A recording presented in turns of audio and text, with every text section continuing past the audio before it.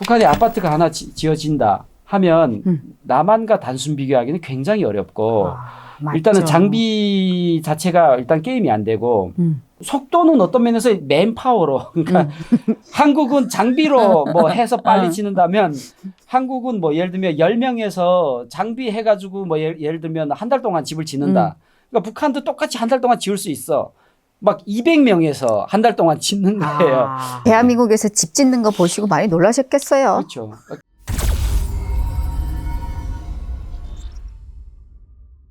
그리고 여기는 네미콘을 부르잖아요. 그렇지. 예. 우리가 그 네미콘 속에 들어간 시멘트가 비율이 얼마고 모래가 얼마고 골재가 얼마고 이거 알 필요가 없어요. 뭐 케미컬이 얼마 들어가고. 왜냐하면 네미콘 업체에서 걔네들이 그냥 가져오는 거 부으면 돼요.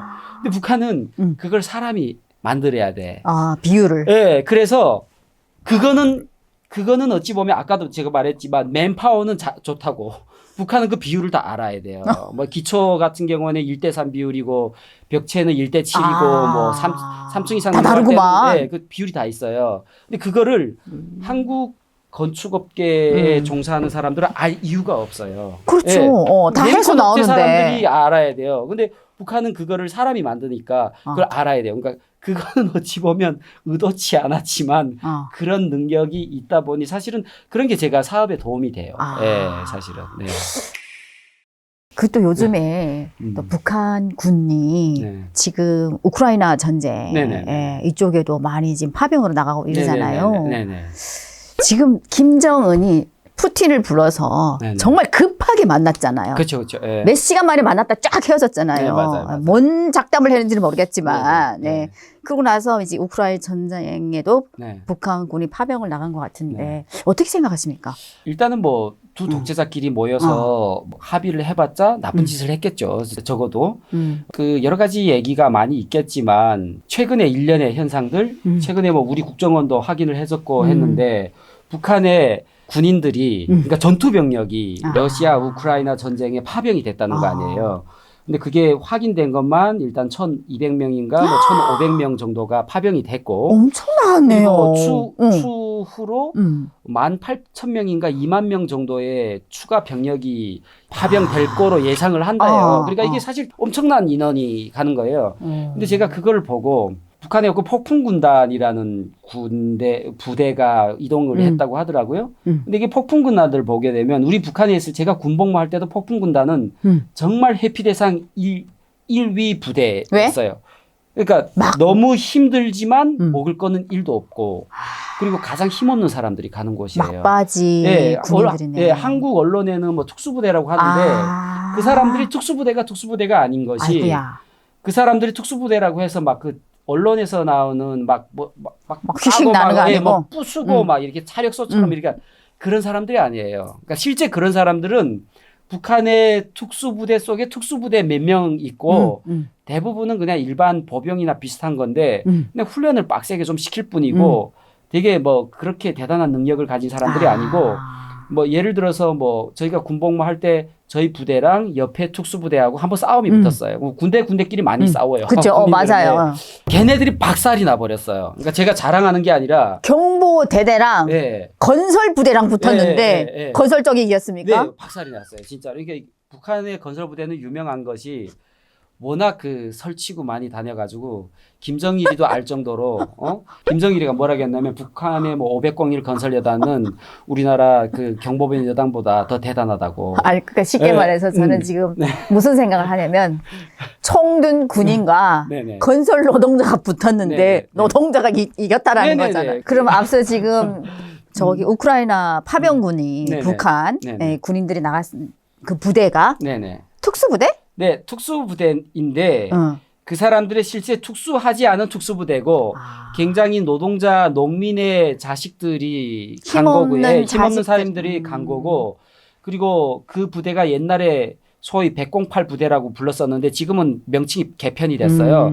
저 군인 때 그 부대를 뭐라고 했냐면 배고파 부대라고 했었어요. 배고파 맞네. 108 부대를 우리가 조롱을 한 거죠. 그러니까 그 정도로 열악한 부대예요. 아이고야. 그러니까 그 사람들은 지금 저기 러시아 우크라이나 가가지고 아직 지금 실전으로 싸운 거는 아직 싸우진 않은 것 같아요. 대기 정도. 네, 대기 정도니까 우크라이나군을 지원하고 있는 리투아니아 비영리기구 블루옐로가 현지 시간 지난 25일 러시아 쿠르스크에서 우크라이나군과 북한군의 교전이 벌어졌다고 주장했습니다. 이들은 북한군이 한 명 빼고 전부 사망했고 지금은 아주 좋을 거예요. 왜냐하면 북한 군인들이 북한에 있을 때도 전쟁이라도 확 일어났으면 좋겠다. 나중에는 죽더라도 잘 있고 잘 먹자라는 게 북한 군인들에게 슬픈 현실인데 지금 딱 그 상황이 된 거예요. 그래서 지금 현재로서는 굉장히 아주 흥분되어 있고 어찌 보면 업되어 있을 거예요. 근데 이제 전쟁이 딱 일어나서 전투장에서 막 자기 동료 군인들이 막 총 맞아 죽고 술탄 맞아 죽고 뭐 하늘에서 뭐 그 집속탄이라는 게 있거든요. 이게 막 한 발이 터지면 축구장 3개를 막 초토화시키고 그 하이마스가 지금 우크라이나에 있잖아요. 거기 하나 쳐맞으면 그냥 한 개 부대가 전멸하는 거예요. 그래서 만일 그런 거를 직접 겪어보면 현타가 오겠죠. 우리가 너무 슬프고 사실은 그래서 저는 우리나라 그 외교 안보 당국에서 대북 방송을 우크라이나 전쟁에 보내야 된다라고 저는 얘기를 해요. 진짜 설득력 있는 이야기다. 왜냐하면 그때 그 북한에 지금 러시아에 파견된 그 폭풍군단 애들이 2030 세대거든요. 그러니까 정확히 말하면 20대 중반 미만 애들이거든요. 그렇죠. 네. 그러니까 항상 다 한류를 그렇죠. 접해본 애들이고 그리고 그 어떤 자유에 대한 갈망도 있고 특히나 한국 물건을 너무 좋아하는 사람들이에요. 그렇죠. 네. 그런데 그게 우리나라 국군 심리전단 요원들이 하는 어떤 그 이동용 방송 차량 그거 지원하고 그리고 기술 지원 같은 거 한글 뭐 예를 들면 자유의 소리 방송 같은 거를 컨텐츠를 제공을 하고 그리고 우리 탈북민 단체들이 대북 방송하는 사람도 많거든요. 그런 사람들이 기술 자문으로 갈 수도 있어요. 그렇게 해가지고 자문을 해서 우크라이나 군이 그것을 제대로 활용하면 북한 군인들은 내가 봤을 때 싸우지 않고 다 넘어올 확률이 높아요. 안 싸우죠. 네네. 왜 목숨을 겁니까? 부디 한국에서 무기를 지원하지 않더라도 대북 방송 콘텐츠를 그대로 우크라이나 전쟁에 적용을 하면 이거는 정말 알아서 우리 편이 되네요. 이게 그 사자성어의 부전이승이라는 말이 있거든요. 싸우지 않고 이긴다. 북한에서는 비전이승이라고 하는데 싸우지 않고 이길 수 있다고 저는 생각을 해요. 그러면은 지금 김정은이 러시아에다가 북한군을 지금 투입시켰잖아요. 네네네네. 돈을 받고. 그렇죠. 네. 제가 알고 있기로는 그게 확실치는 않는데 그러니까 러시아 군인들한테 주는 월급이 280만 원 정도 하나로 된대요. 용병들한테는 그 이상을 준다고 하니 그래서 전문가들이 추정치로는 적게는 300만 원에서 한화, 300만 원에서 500만 원 1인당 그렇게 돈을 지급할 것으로 추정을 해요. 그런데 그 돈이 만일 지급이 된다 하면 본인한테 안 가죠. 1달러도 안 가죠. 당연히. 안 가고 다 북한 군인들한테 북한 김정은 정권한테 바로 갈 건데 저는 그런 내용 자체도 우리 대북 방송으로 러우 전쟁에 대북 심리 전단 하듯이 그렇게 알려줄 필요가 있고 그리고 우리 DMZ에서도 알려줄 필요가 있다고 봐요. 맞아요. DMZ에서도 알려줄게요. 근데 그거를 알려주면 어떤 현상이 일어나냐면 아마 북한 내부에서 북한 주민들이 어차피 북한 모든 부모들은 다 자기 자녀를 군대에 내보냈다. 그럼 주민 반발이 있을 거란 말이에요. 그러면 그 주민 반발을 무마하기 위해서 그 돈의 일부 또 내지는 상당 부분을 북한 주민들한테 줄 수도 있어요. 네, 저는 그렇게 되더라도 어찌 보면 북한 인권의 조그마한 발전이라고 보거든요. 맞는 말씀이네요. 사실은. 그래서 어떤 소프트웨어 파워, 특히 한류의 파워는 굉장히 크다고 저는 봐요. 네. 그러니까 결국에는 김정은이 외화벌이를 위해서 외화벌이 수단으로 지금 또 군인을 이렇게 파병에 내보낸 거잖아요. 네, 그렇죠. 이 북한 부모님들이 내 자식을 가지고 장사를 하는 거잖아요. 그렇죠. 이거를 알려만 준다면 우리 대북 방송으로 이게 굉장한 북한 주민들을 흔들 수 있는 기회네요. 그렇죠. 엄청난 기회죠. 왜냐하면 이게 왜 더구나 흔들 수 있는 기회냐면 북한 부모들이 내 자녀가 군대에 나간 건 알지만 정확히 어느 부대에 나간 거를 아는 사람도 있고 모르는 사람들도 있죠. 많고 또 안다 할지라도 북한 내부에서 군인들을 예를 들면 폭풍군단이면 폭풍군단 군인들을 저기 뭐 러시아 러우 전쟁에 파견을 했다. 아니면 무슨 평양시 군대를 파견했다. 이렇게 알려 안 주기 때문에 모르죠. 지금 나가는지 안 나가는지도 모르네. 일단은 내 자녀가 군대에 나갔다 하면 모든 부모들은 다 내 자녀가 전쟁터에 끌려 나간 거로 생각을 한단 말이에요. 그러면 모든 북한 부모들은 북한 정권에 대한 불만이 있죠. 이게 있는 정도가 아니라 엄청나게 있는 거예요. 내 자녀만큼은 내가 지키고 그쵸. 싶은데 그거를 목숨값으로 돈도 안 주고 명분도 없는 전쟁에서 죽임당한다? 엄청난 일이 그쵸. 되는 거예요. 그래서 저는 우리 국군 심리전단이나 그리고 뭐 우리나라 뭐 외교안보 당국 이런 사람들이 어떤 대외 방송이나 이런 컨텐츠를 잘 활용할 이 기회에 잘 활용할 필요가 있다고 봐요. 저는. 네. 그러면은 이게 개인적인 질문인데 네. 북한이 망한다고 생각한 적? 어떤 네. 독재 국가도 영원히 갔던 적은 없고요. 없어요. 저는 네. 당연히 망한다고 생각을 해요. 다만 그 시점이 언제일 그치. 것인가. 그리고 저는 이건 약간 역설에 관한 역설적인 얘기인데 북한 정권이 망하는 것을 어떤 면에서 가장 가속화하는 주체 중에 하나가 김정은이라고 봐요. 역설적으로. 왜냐하면 오물풍선 그리고 적대적 두 국가론 이런 것이 어찌 보면 자기의 치부를 스스로 드러내는 일이거든요. 그렇죠. 네. 그래서 독재 국가가 그래도 자기의 그 독재의 그 어떤 권력을 조금이라도 연장을 하려면 내가 취약해도 취약하지 않은 척하는 뭔가 이런 그런 약간 일종의 능숙함을 보여줘야 되거든요. 그런 자신감. 김정일하고 김일성 때는 그 자신감이 조금 있었어요. 그런데 김정은 시대에 이 자신감이 너무 없는 거예요. 그래서 예를 들면 뭐 반동문화 사상 배교법 그리고 뭐 평양 문화보호법, 청년 사상 문화교육법 막 되게 이상한 법을 많이 만들잖아요. 그러니까 그 얘기인즉은 자꾸 못이 솟아 올라오니까 망치가 점점 커지는 거예요.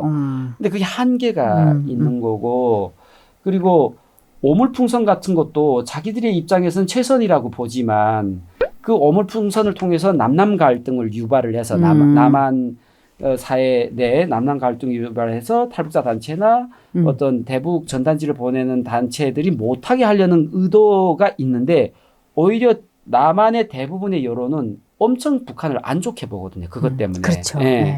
그래서 김정은 스스로 자기 권력의 수명을 까먹고 있다. 이렇게 보여요. 저는. 그 쓰레기를 뒤져보니까 정말 별의별난 게 다 나와서 예, 뭐 무슨 변도 보내고 하는데 북한 주민들이 그 쓰레기도 정말 귀하잖아요, 사실은. 뭐 버리는 게 없잖아요. 정확히 말하면 쓰레기가 없다고 없죠. 봐야죠. 네. 다 불태니까. 네.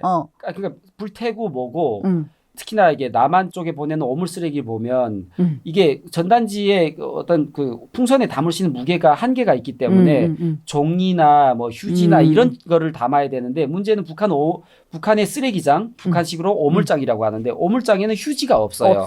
플라스틱 쪼가리도 없고. 왜냐하면 그걸 다 건져다가 재사용을 해요. 그치. 그러다 보니까 남한의 전단지를 오물 쓰레기라고 보내는 거 오물 전단지를 보면 걔네들이 쓰레기를 만들었어요, 일부러. 그거 그러니까, 엄청나게 주민들 동원시켜 모은 게 그 정도일 거예요. 돈을, 쓰레기를 만드는데 돈이 드는 거예요. 그러니까 없는 살림에 그 종이를 가져다가 그거를 딱 일일이 잘라다가 그러면 북한이 기계 장비가 있는 것도 아니고 일일이 잘라다가 이렇게 그 쓰레기를 만들었거든요. 그래서 쓰레기를 만드는데도 돈이 많이 들어요. 네, 제가 추정하건대는. 그래서 참 어찌 보면 너무 궁색하고 한편으로는 너무 측은한 생각도 들기는 해요. 할 수 있는 게 그것밖에 없으니까. 이 오물 쓰레기를 바치라는 것도 북한 주민들한테는 이게 엄청난 압박이에요. 뭐 그렇죠. 있어야지 바치지. 그렇죠. 예. 재활용하는 건 다 활용하고 안 그런 건 다 불에 들어가서 아궁에 떼고. 진짜 버리는 게 없는데. 네, 맞아요. 예, 진짜 병 하나가 다 귀한 북한에서. 참. 뭐 공병뿐 아니라 그 예를 들면 여기로 말하면 페트병 같은 거 그런 것도 이렇게 약간 찌그러진 거 있잖아요. 페트병 그냥 온전한 형태로 있는 게 아니라 찌그러진 것도 다 쓰잖아요. 찌그러진 거를 또 제대로 딱 복원하는 방법을 또 개발을 했어요. 북한 사람들이. 어떻게? 머리는 그러니까 예를 들면 물리적으로 찌그러진 것이었던 열에 의해 찌그러진 것이었던 그것이 이렇게 그냥 복원이 안 되는 거예요. 그럼 그거를 끓여. 물에다가. 맞다, 기억난다. 그러면 그 안에 공기가 차면서 이게 펴지잖아요. 펴져요. 맞다, 기억나네. 그렇게 해서 재생을 해서 쓰거든요. 어머. 그래가지고 북한은 사실은 전 개인적으로 이거는 좀 웃긴 얘기긴 하지만 우리가 플라스틱 절약을 하자. 북한처럼 절약하면 탄소 배출을 많이 줄일 수 있습니다. 북한 주민들처럼. 이야, 진짜 오랜만에 옛날에 우리가 재활용하면서 썼던 그 기억이 나네요. 그러면 또 요즘에 김정은이 얘기를 할 수밖에 없는 게 너무 남남 갈등이 심하니까 지금 철도를 또 지금 해체했잖아요. 아, 그렇죠. 네. 철도 이거는 북한 주민들 입장에서는 어떻게 생각한다고 생각하십니까?